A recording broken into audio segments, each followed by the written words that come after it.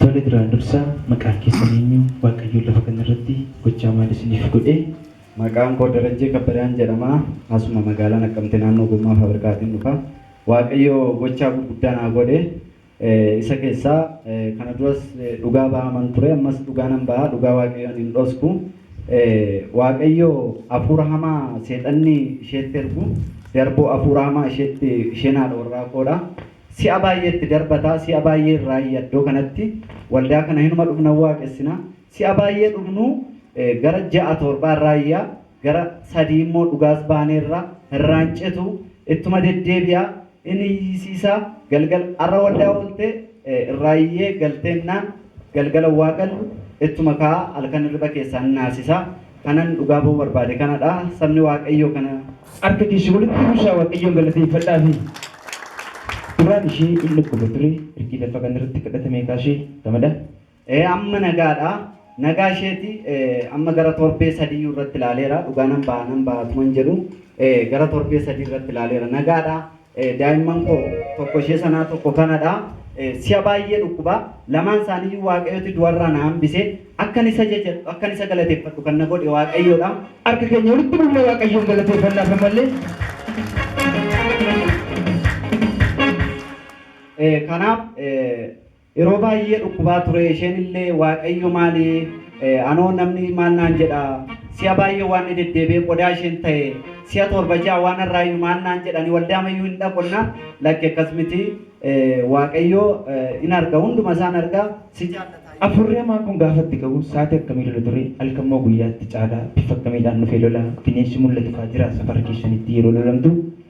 Galgalatti kaa'aa abjuudhaan naasisaa kadhannee deemnee wayiraatii nyaannee deemnee yoo ramne na biraa utaaltee kaati isheen hin argiti ani hin argu ofirraa lolti wayi jawwee wayi rabessa dhufa hinuma argiti ani garuu hin argu ka'een bishaan dibataa asii fudhee deemeen isa itti firfirsaa mana keessa nan firfirsaa irraayyaa isa sitti iyyuu malee manatti gaafan bishaan itti godhu irraayyee magaalaa hin dubbataa waan dubbatu hunda hin dubbataa guyyaa tokko immoo kan ittiin inni irraa cite amma gaafa jimaataa gaafa ayyaana darbechaadha. Asitti waaqessaa turre sanbata isaa dhumne sanbata isaa tajaajilaatu jiranii tajaajilaan obboleessi keenya guutuun sa'aatii tajaajiluuf as ba'anitti madarakitti yeroo ba'anii namni 6 gommaa faabirikaati budoonni 6 ergamtan dhuftaniittu dubartii tokko ijaan waraantaniittu sa'aatii 7tti shukkaan cuubee waraanamtee as keessatti waraantanii akka isheen duutu hospitaala galtee akka isheen duutu jedheen dubbatee anoo ishee dhayyuun seene waaqeffataa jirra achi ituma waaqeffataa jirru inni xumuramee namni Waaqayyo raajiin eebbaa gaafas ba'anii sa'aatii sanatti akkuma inni dubbate isaanis hin dubbatanii isheen fuudhanii karraayyee caraanee bahee eddee gaafasii nagaadha galgala gaafasii ani katamaa keessa ture galleennaan isheen hin deebine anis hin deebine galgala gaafasii waan igalu hin ciisti maal dhaa'een maal ganamoo sirraa yeeraa maal fayyiteetta bakkaati maal taate saayikooma dhukkubsattee yoo ta'e maleeti maal taateedheen aniyyuu baay'een aare nan kadhadheen bishaan fudheen ammas kadhachuun jalqabe bishaan dibataa mana keessaan qaba gara 3-4 qabanii irraa jalaan itti kadhatuun hin dhumiini gargaarsa isaa bareera gochaa isaa bareera waan baay'ee na gargaareera waan baay'eetti na oolcheera waan ta'eef ani ittiin naqeen kadhachuutti ka'e gaafan kadhu ganama dhannee qabamne waldaa sana waldaa baay'ee dhannee ija daa'imaa waraanna nama waraanna jaanii. Afurri hamaan kun gaafatti bishaan dibataatti nattu akkas jedhee ishee irraa dubbata. Akkas jedhee irraa dubbachuutti ka'e maarree maal barbaaddare amma sireetti nu ajajeera namni Waaqayyo raajii eebbaa sireetti nu ajaje nama 6 keenya kanaaf nu duukaa ciiftu ijoollee ishee rakkifna yeroo maaf rakkifna hin dandeessan. Afurri kun nuun namni 6 sireetti galleerraa isheen immoo 7ffaan nufaana sireetti galtu jedhamee irraa dubbata. Akkas jedhee irraa dubbata ture lakki hin dandeessu dubbatameera. Sagalee Waaqayyoo laman dubbatu takkaa dubbateera hin dandeessu jedhe nan kadhee in fayyite jesi waan tokko irratti argee hin beeku dhukkubni kunis irratti argamee hin beeku dheengadde gaafa jimaataa galgala duwwaa iraatii nyaannee deebinee kadhannee taa'ee wangeela dubbisan ture dhattee raftee obboleettiin koo tokko immoo qo'atti na bira teessee kan tamaartu jirti hirraftee hirriba keessaa kaatee wawwaattee akkuma sana Yesus simettee bishaan naa fidaattee kadha ofirraa loluutti kaatee baan hin dandeessanitti elaa miila na qaban mataa na qaban jetti hin sobde baqqaatii bakka saayikooma dhukkubsatte sammuu makeetti sarraan fayyinee hin jiru hin jedhe elaa karaa maskootii jetti nan bahe diida bahee waan ilaalu waa tokko hin arganii kanaa booda deebee dhufee isheef kadhanne isheen irraftee taa'ee wangeela dubbisa obboleettiin koo hin qo'atti teessee achumaan utuman taa'uu horaabees daarektiimaan mana dhufa. Daarektiimaan kuni ani argeen beeku.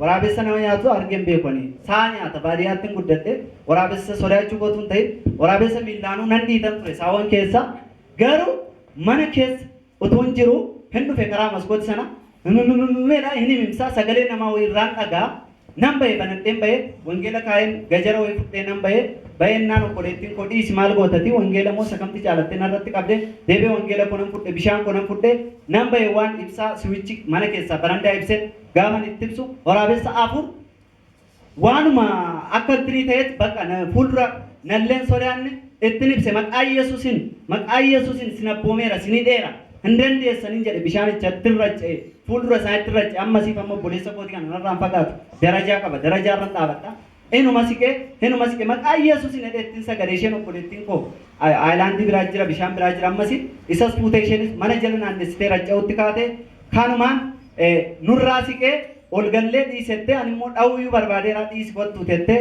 olgallee kadhachuutti kaane iyya sagalee iyya namarraan dhagaa waan bishaan godhu irratti immoo nargu deebinee manatti gallee hin kadhanne utuma innuu gara xumuraa waan geenyu tokko gama iyya tokko gama siyya tokko gama waldaa makkaan Yesuusiitiin iyya gara garraa kanatti iyya utuma jettu gara battanamtee sokkitee kana naa galateeffadha. Harka keessa walitti buusaa Waaqayyoo galateeffadhaa.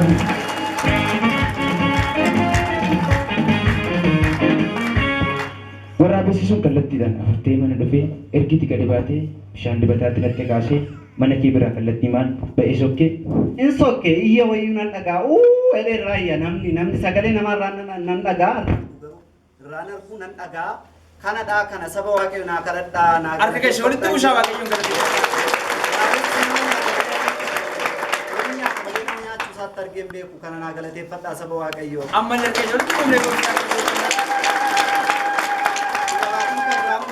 manuma sanatti galuu koo dura ani mana sana iddoo biraa tureen mana sanatti galee takaraayiidha gaafa mana sana dhaqani manni sun waama bareedaa wayii natti fakkaata namichi hin jiru iddoo biraa jira biyya biraa jira manni suni egaa naannoo sana waan jiraniifi namni achi keessa jire miseensa isaanii haa ta'u qoricha wayii kaa'aniiru waan baay'ee kaa'aniiru isaan nu rakkisaa turan iji koo mana sanarraa waan baay'ee hin argine garuu iddoo iji koo banamee iddoo Waaqayyo janaa baneen mana sana milikkita baay'ee waan baay'ee xibaraa isaanii waan baay'ee milikkita isaan mana sana keessaa qaban gibbii sana keessaa qaban illee qoricha achi keessa jirullee bishaan ani itti firfirse irraa dubbate isheerraa bishaan araaraa kanaan fiddanii bishaan dibataa kanaanii qoricha baay'ee nu jalaa balleessitanii gibbii kana keessaa waan baay'ee qabna naannoo kanatti nagaa gurguddaatu argame isin waan baay'ee nu jalaa balleessitan nuun hin beennu anillee edden achi dhaqee namane edden mana sanatti galee namane silaanatti bada silaanatti dhuma ijoolleen koo mana sana keessa waa deemanii